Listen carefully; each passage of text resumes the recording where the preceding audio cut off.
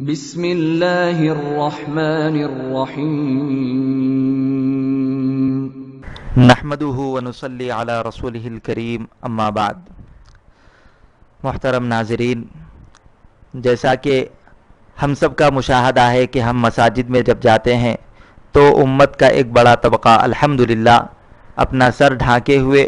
آتا ہے، لیکن بعض لوگ ایسے بھی نظر آتے ہیں جو اپنا سر کھلا رکھ کر کے ننگے سر آ کر کے مساجد میں نماز پڑھا کرتے ہیں، اور جب ان سے کہا جاتا ہے کہ سر ڈھانک لو، ٹوپی پہن لو، تو کہنے لگتے ہیں کہ ٹوپی کا ثبوت نہ تو قرآن سے ہے اور نہ سنت رسول اللہ سے ہے۔ اس کے برعکس پوری امت کا اتفاق اس بات پر ہے کہ نماز میں سر ڈھانکنا بارگاہ خداوندی میں حاضری کا ادب اور اسلام و مسلمین کا شعار ہے۔ یہی وجہ ہے کہ ائمہ اربعہ نے ننگے سر نماز پڑھنے کو مکروہ اور خلاف ادب قرار دیا ہے۔ البتہ ضرورت کے وقت ننگے سر نماز پڑھنے کی نفس اباحت اور جواز پر بھی علماء کرام کا اتفاق ہے، لیکن جو لوگ یہ کہتے ہیں کہ ٹوپی قرآن و سنت سے ثابت نہیں ہے اور اس کو بدعت قرار دیتے ہیں، تو ان کی بات کہاں تک درست ہے اور وہ اپنے دعوے میں کہاں تک سچے ہیں؟ تو آئیے ہم دلائل کی روشنی میں اس کا جائزہ لیتے ہیں۔ امام بخاری رحمۃ اللہ علیہ نے حضرت حسن بصری رحمۃ اللہ علیہ کا ایک قول اپنی صحیح میں نقل کیا ہے۔ قال الحسن كان القوم يسجدون على العمامة والقلنسوة ويداه فيكم، اخرجہ البخاری باب السجود على الثوب في شدة الحر، حدیث نمبر 385۔ حضرت حسن فرماتے ہیں کہ صحابہ کرام پگڑی اور ٹوپی پہن کر سجدہ کیا کرتے تھے اور ان کے ہاتھ آستین میں ہوتے تھے۔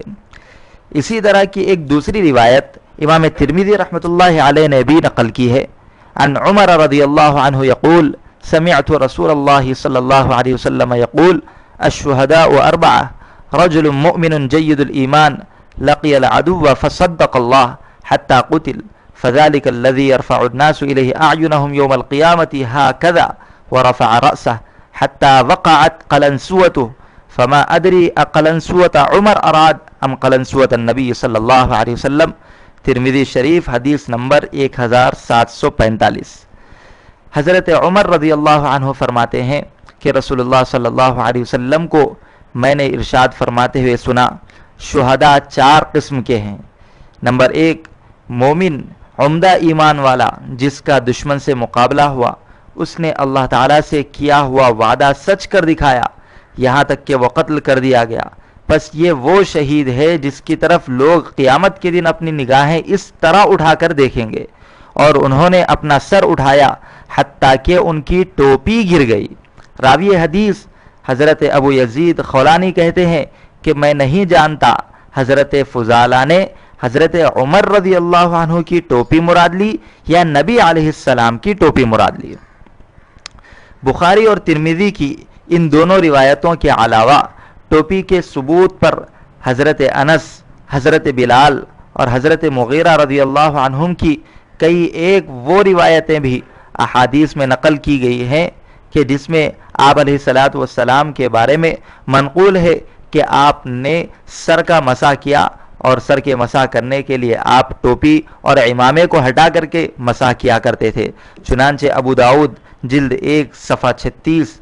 نسائی جلد 1 صفحہ 75 اور مجمع الزوائد جلد 1 صفحہ 51 پر یہ احادیث نقل کی گئی ہیں۔ ان احادیث کے علاوہ غیر مقلدین کے امام اور پیشوا علامہ ابن قیم نے بھی اس بات کی صراحت کی ہے کہ کانا یلبسها یعنی العمامۃ ویلبس تحتها القلنسوہ، زاد المعاد جلد 1 صفحہ 13، یعنی حضور صلی اللہ علیہ وسلم امامہ پہنتے تھے اور اس کے نیچے ٹوپی بھی پہنتے تھے۔ نے دیکھ لیا کہ دلائل کے ذریعے سے ہم نے اس بات کو ثابت کر دیا کہ ننگے سر نماز پڑھنا یہ خلاف سنت اور خلاف ادب ہے۔ اس کے برعکس سر ڈھانک کر کے نماز پڑھنا یہ آپ علیہ الصلاۃ والسلام اور خود صحابہ کرام رضوان اللہ علیہم اجمعین کا معمول رہا ہے۔ اور اس کے برعکس اگر کوئی آدمی ان دلائل کے آنے کے باوجود بھی انکار کرے اور ننگے سر ہی نماز پڑھنے کو ترجیح دے تو اس کو اپنی خواہش اور نفس پرستی ہی کہا جائے گا، اور اس کو فیشن پرستی سے تعبیر کیا جا سکتا ہے، لیکن جو آدمی راہ حق کا متلاشی ہو اور صراط مستقیم پر گامزن ہونا چاہے تو وہ ان دلائل کے آنے کے بعد ضرور بھی ضرور اس پر عمل کرتے ہوئے ننگے سر ہرگز نماز نہیں پڑھے گا۔ پھر بھی اگر کوئی آدمی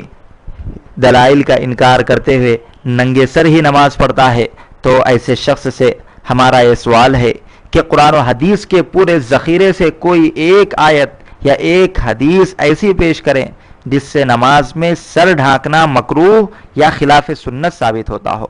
دوسرا سوال یہ ہے کہ کوئی ایک آیت یا ایک صحیح حدیث ایسی پیش کر دیں جس سے پتہ چلتا ہو کہ آپ صلی اللہ علیہ وسلم اکثر و بیشتر ننگے سر نماز ادا فرماتے تھے۔ اللہ تعالی ہم تمام کو دین کی صحیح سمجھ عطا فرمائے، آمین۔ وآخر دعوانا ان الحمد للہ رب العالمین۔